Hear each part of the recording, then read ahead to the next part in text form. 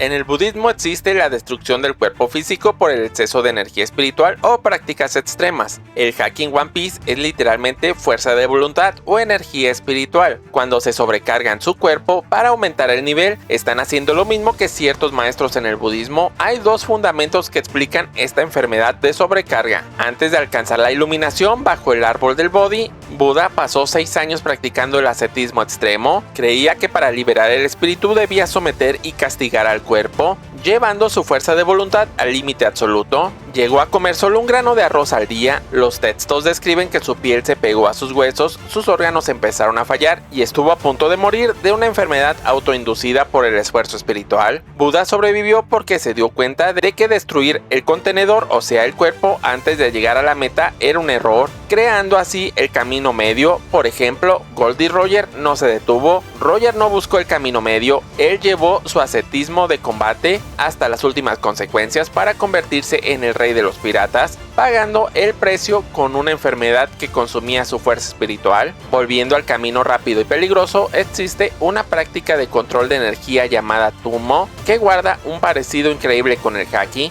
Los monjes canalizan la energía vital a través de los canales sutiles del cuerpo físico. Las escrituras tibetanas advierten seriamente sobre el peligro de esto. Si un practicante fuerza demasiada energía a través de sus canales sin que su cuerpo físico esté purificado o listo, la energía rompe los diques del cuerpo. Esto provoca una condición médica y espiritual real llamada enfermedad del viento. Los síntomas incluyen fatiga extrema, dolores físicos agudos, sangrado y colapso del sistema inmune. El cuerpo literalmente se quema por dentro debido al voltaje de su propia energía espiritual. En One Piece, Rayleigh explica que el haki es el espíritu de combate, pero también hemos visto que usarlo al límite tiene un costo biológico. Luffy reduce su esperanza de vida al usar las marchas, donde su corazón late a un ritmo cardíaco mortal. Para Roger, al ser el hombre con el haki más poderoso y puro del mundo, tuvo que canalizar una cantidad de energía espiritual tan monstruosa que su propio cuerpo físico no resistió el voltaje. Su enfermedad incurable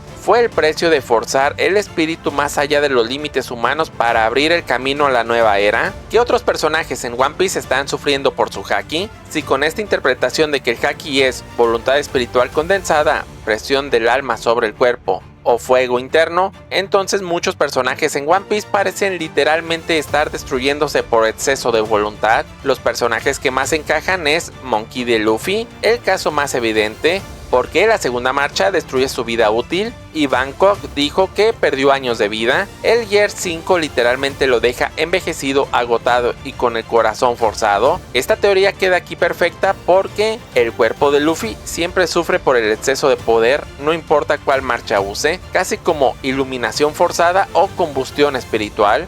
Goldie Roger, el más importante porque no tenía fruta, su voluntad era monstruosa, conquistó el mundo por pura presencia espiritual y luego tuvo enfermedad incurable y deterioro físico. Encaja muchísimo con el cuerpo ya no puede contener al espíritu. Con Barba Blanca, su cuerpo estaba destruido, conectado a máquinas, lleno de enfermedades, pero seguía usando el haki del rey, tenía una presencia monstruosa y su fruta del diablo estaba al límite. En la guerra de Marineford, literalmente parece sosteniendo su alma a fuerza de voluntad. Silver Rayleigh, otro ejemplo clave, después de usar haki intensamente, termina jadeando, agotado rápido, como si la edad hiciera más difícil contener la energía espiritual. La diferencia entre los personajes que usan haki como una herramienta de ambición obsesiva y los que lo viven como una extensión natural de su espíritu, en One Piece el haki es literalmente fuerza de voluntad, como ya lo vimos. Cuando un personaje se obsesiona con un objetivo rígido,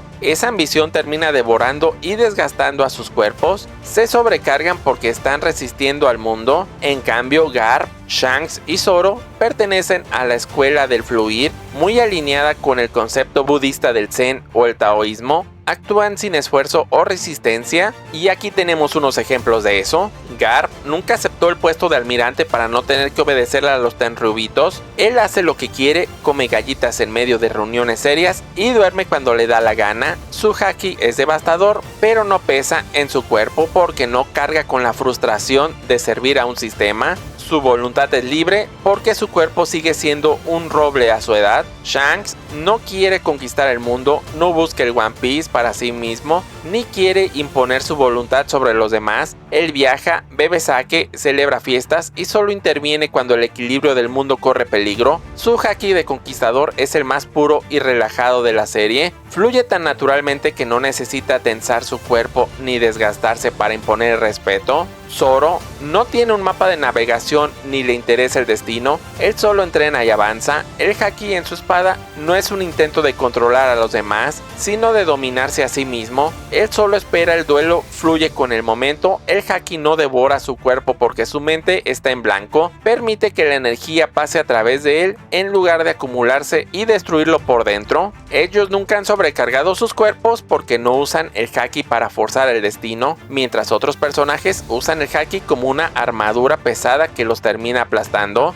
Garp, Shanks y Zoro lo usan como el viento, golpean con fuerza descomunal cuando es necesario, pero el resto del tiempo simplemente fluyen y los mantiene intactos. Y por eso podemos separar a los personajes en dos grupos, como los personajes con el haki que quema versus los personajes con el haki que fluye. Los que se queman, personajes como Goldie Roger, Rayleigh y el mismísimo Luffy, cargan con promesas gigantescas o el deseo de cambiar el destino del mundo entero a base de pura fuerza de voluntad. Su haki es como una presa de agua cerrada, acumulan tanta presión y tensión para sostener sus ambiciones que el cuerpo físico termina pagando el precio del desgaste, la enfermedad o el envejecimiento prematuro. Y los que fluyen, ellos no intentan doblar el destino a su voluntad. Su haki no es una presa cerrada, es un río abierto. Garp no carga con el peso de salvar al gobierno mundial, hace lo que se le dicte su moral en el momento. Shanks no busca el trono, es un catalizador que mantiene el equilibrio y deja que la nueva era avance. Y Zoro no busca gobernar a nadie, busca la maestría de sí mismo a través del filo de su espada. Al no usar su haki para forzar la evolución de sus cuerpos ni para controlar el mundo,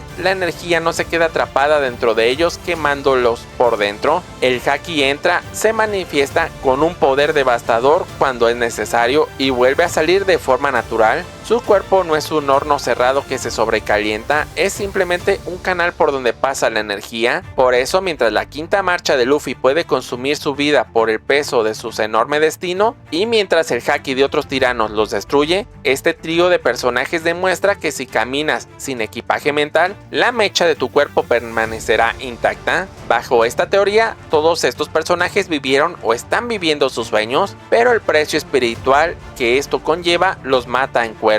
Pero siguiendo esta lógica, puedo teorizar dos posibles futuros para Luffy en One Piece. La primera es que como el último acto egoísta de Luffy muera viviendo su sueño, porque en muchas tradiciones budistas existe la idea de consumar completamente tu existencia, no como vivir mucho, sino como vivir plenamente. Hay varios conceptos que conectan mucho con esta idea. El desapego final, en el budismo la tragedia no es morir, la tragedia es morir sin haber despertado. Por eso muchos relatos de maestros iluminados muestran algo parecido a cumplir su camino, terminar su obra, hacer un último acto decisivo o aceptar serenamente la muerte. El concepto más cercano es para Nirvana, es cuando un ser iluminado ya cumplió su camino, rompió el ciclo y abandona el cuerpo físico definitivamente. No es una muerte triste, es la consumación del viaje, y esto conecta con Luffy porque mi teoría implica que Luffy ya alcanzó su sueño interior. No es el tesoro, no es Laugtail, no es convertirse en el rey de los piratas, sino vivir totalmente libre, y eso ya lo está haciendo. Ríe, viaja, come, pelea, protege amigos y desafía a dioses, literalmente vive sus sueños.